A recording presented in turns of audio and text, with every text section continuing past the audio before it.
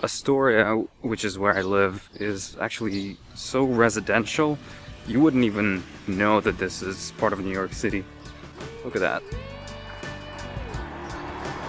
Not sure how well you can see it, but yeah, no skyscrapers, none of that. Yeah, it's super residential, super quiet, and at the same time it's like a 30-minute commute to Midtown, which is perfect if you're looking for something like a balance between hectic Manhattan and having a place where it's quiet. Good morning, everybody. It's a Sunday, beautiful Sunday in Astoria, Queens. So the other major reason why I haven't been posting much on my channel is the fact that I was actually house shopping, which is crazy to say. It's more like apartment shopping, okay. Very crazy to say because if you know me, I have been really against buying any real estate property for myself. I felt like it didn't make sense just because of where I am in my personal life. Things are very sort of uncertain. It's like one day I see myself going into graduate school, another day I see myself working full-time or being self-employed for the next 5 years. So things are kind of undecided and shaky, which I love because I love the feeling of having options and having the ability to make choices. And yeah, I just like having choices, and because it gives me this freedom feeling. So, but then I moved to New York and very quickly fell in love with it. And well, now that I hear myself saying it, it's like, well, maybe it's just like a honeymoon phase, but I think I'm well past that. I actually like it for some very good and practical reasons. So I thought to myself, well, man, this would be a really, really cool place to kind of make New York my home base, so to speak. So, regardless of what if I travel for a year to, I don't know, South Korea and teach English there, or if I go to grad school here in New York, it will all make sense. So that's all nice as an idea and in theory, but the other thing that was kind of really pushing me towards it is the current environment, both external and just my personal. So for one, the mortgage interest rates have actually fallen significantly. I think that was one piece that was really pushing me. The other piece is obviously the job that I have right now. It's the highest paid job that I've ever had since graduating college. So, it looks good to the lenders. So I won't have any problems qualifying for a mortgage loan, won't have any problems making the down payment, and so on and so forth. So that was another reason that I was thinking, man, I should probably do this, because who knows, like, when else am I going to have this sort of an income? So very grateful for everything, of course. And also the last thing is I actually found apartments in cooperative buildings that were in my price range. So I wasn't going for anything crazy, honestly. I was going to get something for maybe 200K, 250K in that price range, and you could find a studio or a one bedroom in neighborhoods that I really liked. So the one I was really going after is Bay Ridge in Brooklyn. There's that, I love the city. I think it makes practical sense for me because of this like home base concept. But at the same time, there was this external environment, with the current interest rates. being quite low. There were just many factors pushing me towards it. But the problem with New York City co-ops is their sublet policy. And fun fact, see, co-ops are sort of a beast, an animal of its own, because when you buy a co-op apartment, you don't actually buy that piece of property. You actually buy an amount of shares. You're a shareholder. You're not a real estate holder, technically speaking. So notice even how they call it. They call it sublet policy. So like the ability to rent out the place that you bought for yourself to other people. You know, you're not letting other people rent it. You are subletting it. So that's kind of an interesting verbiage there. I thought it's a no-go to get a co-op, because normally they are interested in you being the owner who lives in that place. They're not interested in you living there for 1 or 2 years and then renting it out to other people. So I did some research even when I just got to New York, and I was like, oh man, this is not gonna work, because like I said, I may want to go to Korea for a year one day, and what am I gonna do with my co-op apartment? Am I just gonna keep making the mortgage payments? I thought it's not gonna work. A lot of the co-op apartments in Queens especially, they didn't even have a sublet policy. But then one morning I saw an apartment building, a co-op building, that in the listing agent said that there is a sublet policy that allows you to sublet your apartment after 1 year of living in it. So as soon as I read that, there was like a, tick mark in my head. Wow, so it is possible. Wow, so you can imagine, from then on, I was just almost like I had another source of inspiration, or something that really pushed me to find apartments that have this sort of a policy, because if there's one co-op apartment building that offers that, I was sure there are others. So fast forward maybe a month or so, yes, I will tell you there are other apartment co-op buildings in New York that do have a sublet policy. It varies. Sometimes they make you first live in it for 1 year and then you can sublet it, or they make you live for 2 years and then sublet it. However, I'm telling you, I've been looking at a lot of these properties, and I've learned it the hard way. Read the fine print, or ask the listing agent, or even better, speak with someone from that apartment building, like the super, or some of the people who live in the building that you're trying to buy a co-op in. Whenever they say that sublets are allowed after 1 year of living in the apartment building, you don't know what other caveats there are to it.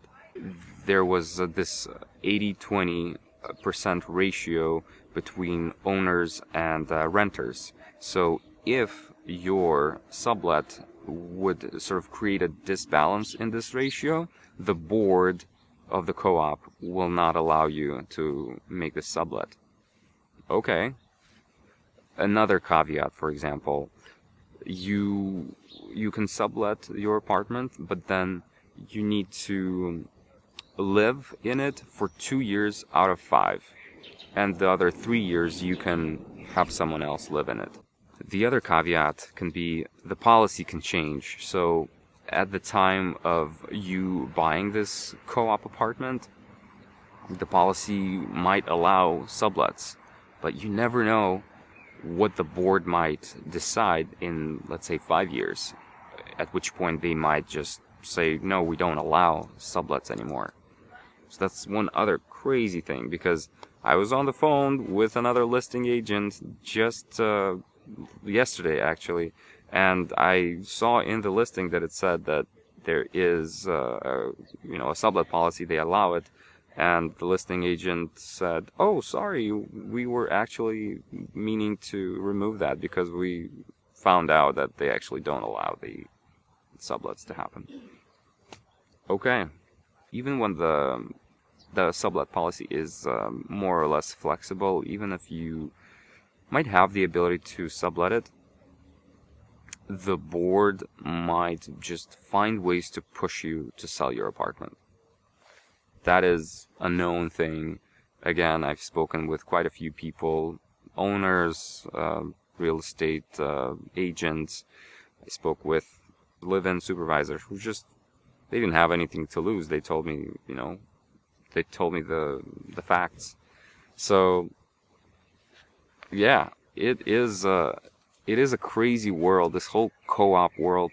I feel like it's almost like a little, village on its own. Like, it's got this vibe of, you live in this building and you know everybody, you address everybody by their apartment number. Oh, that's Eugene from 4C, or that's, Mary from 7A. It's almost like a little tribe on its own, because most people who live there are owners. And there's nothing wrong with it. I feel like for the right people, it actually makes sense, They also have very strict rules usually about financing and you having cash reserves when you buy this property. So I think for the right people, it can really be advantageous, and it can really make sense. And for someone like me, though, someone who doesn't want to be sort of locked into one place, I feel like it just doesn't make sense. It just doesn't make sense. Up until now, the only thing that was kind of making it okay for me is the sublet policy.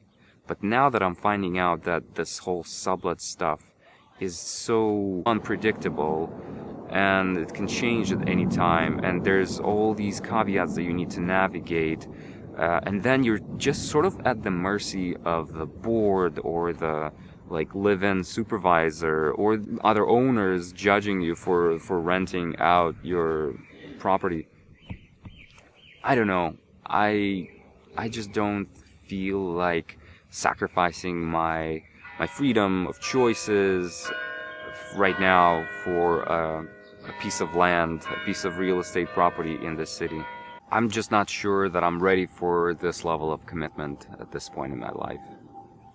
I went through this process of getting pre-approved for a loan, researching the co-op procedures and calls with real estate agents. Yeah, there was a lot of time invested in this because it's a big purchase. So all of this to just now say, no thank you, I will pass. It doesn't make me feel bad, actually. I feel good about that. Yeah, I feel good because I did my due diligence, and now I feel good about this decision. It's really about learning at the end of the day. I feel like I've learned so much, and I feel like now I'm making an informed decision. This is an informed no coming from me.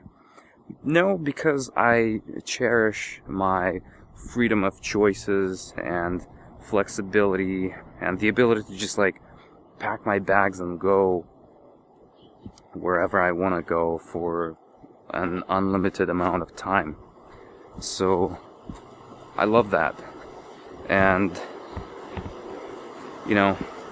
with something like a co-op, this wouldn't be possible. A condo, yeah, probably that would be a better better idea. But good luck finding a condo in New York City at my price point.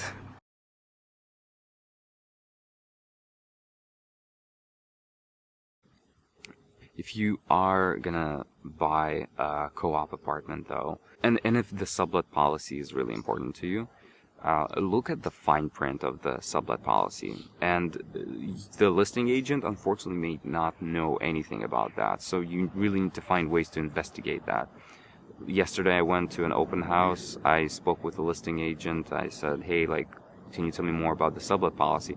He literally just told me what there was in the description box on Zillow for that listing. Not very helpful. And then after I'm done with the open house, I just happened to be in the elevator together with the supervisor of the building. And we end up talking. I tell him that I'm here for an open house, so on and so forth. I went to see the laundry room downstairs. And somehow we ended up talking about the sublet policy. And the guy told me that actually you need to live in the property for 2 years out of 5. And that's how the sublet actually works. So it's not like just live in it for 1 year and then you can rent it out, in an unlimited amount of times. So, good to know. The real estate agents are going to tell you anything and everything to make you buy the property, and, just take everything they say with a grain of salt. And I don't mean it in a bad way. I don't mean it in a disrespectful way. It's just up to you to do your homework and to investigate and do proper due diligence, because you don't want to end up with surprises. And there's always this fine print of with board approval on everything that has to do with a sublet. Of course, the board will need to approve you as the owner and the buyer of the property, but if you plan to sublet the apartment you buy, they're gonna have to approve it. They're gonna have to basically follow whatever policy they need to follow. They're gonna have to approve you for that. They're gonna have to approve the person who's gonna sublet your apartment. So it's a time-consuming thing too, because the approval process is not something that takes place, in a day. It might take, the interview itself might take a day or so, but all the paperwork, documentation, it takes time, and the board is meeting maybe just once a month or so, and if you forgot something as part of your package, that gets pushed to next month. Yeah, it's crazy. It's a headache.